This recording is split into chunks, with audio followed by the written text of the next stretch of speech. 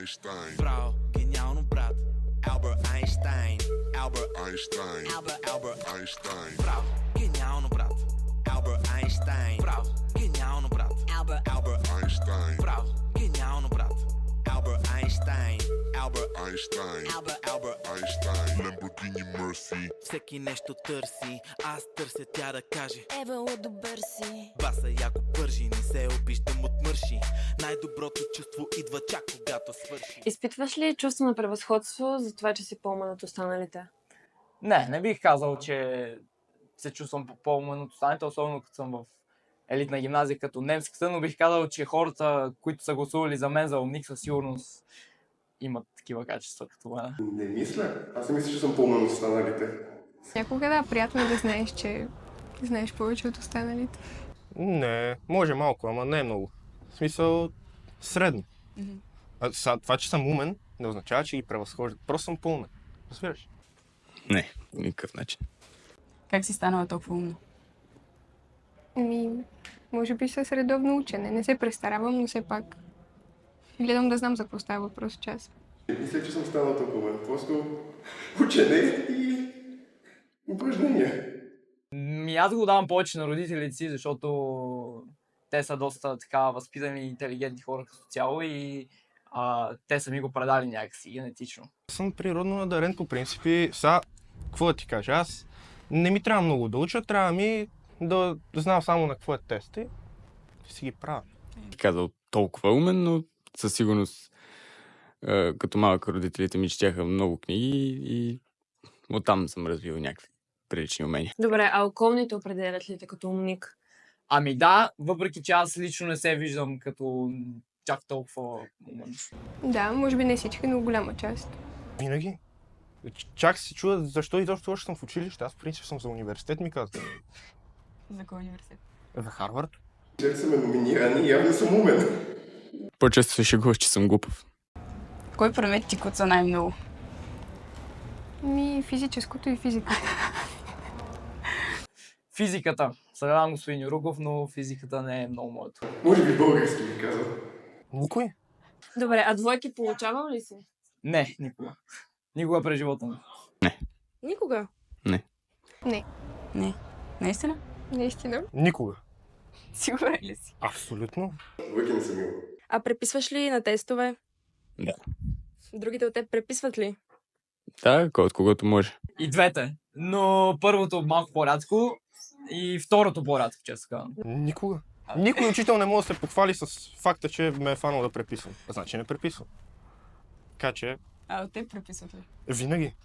Ето, Драго, дето седи до мене, няма един тест, дето сам да си е направил. Само да ти кажа.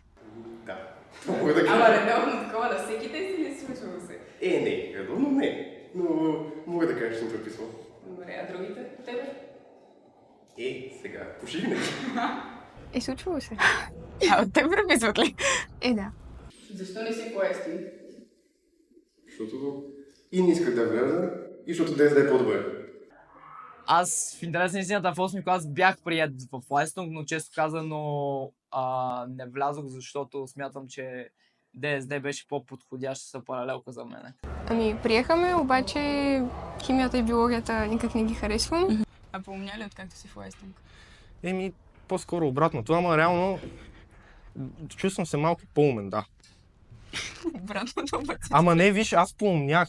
Ама поумнях само на материално. Вече се чувствам по-глупав. Защото, виж, примерно аз имам 5,90 и не знам колко успех. И като съм толкова над другите, и чак е несериозно, разбираш? Да. Не чувствам конкуренция. Не ти е лесно. Не ми е. Да, определено. Тоест препоръчваш. Абсолютно. А в абитура как ти мина? Тежко. А IQ-то ти надвишава ли ръста ти? Със сигурност не. Сега, IQ-то не мисля, че ми надвишава мене. Честно казвам, не знам колко ми е IQ-то. Не съм достатъчно нисък. Няма, това е, защото съм много дълъг, не защото съм глупав. Колко е хикс на нулева? 1. Едно. Хикс на нулева едно. Не едно. Едно. Добре, столицата на Шри-Ланка? Шриджая Вардана Пура Кот. Шриджая на Пура Кот. Столицата на Шри-Ланка със сигурност не знам кой е, затова ще трябва да помолим Боян Гребенчарски да отговори. Ко? Коя е втория съд на Шри-Ланка? Да ми кажеш. Аз не съм номинирана за умник. Не знам. Не знам, Улан Батор или не. Не. И накрая отправи едно послание към останалите хора от немската. Искам да благодаря на всички, които са гласували за мен за умник. Често казвам, въобще си нямах на идея, че има даже такава инициатива.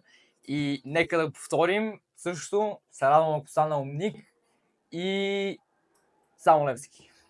Да учат да се радват, не само ученето е важно, да се забавляват главно в немската и да продължават да правят фашинки и всичко около него. Не се притеснявайте за тестове, за изпити, особено за ДСД-то, защото е нещо твърде лесно и не си заслужава целият стрес и напрежението, което и учителите, и останалите ученици ви прилагат, така че просто се наслаждавайте на времето сега, защото после няма да е по-лесно.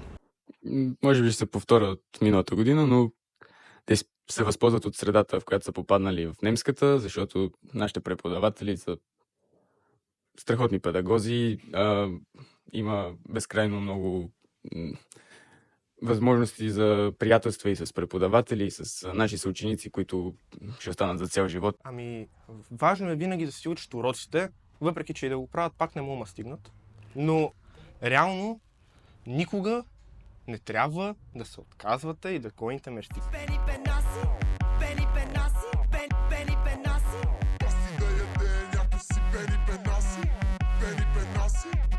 Albert Einstein.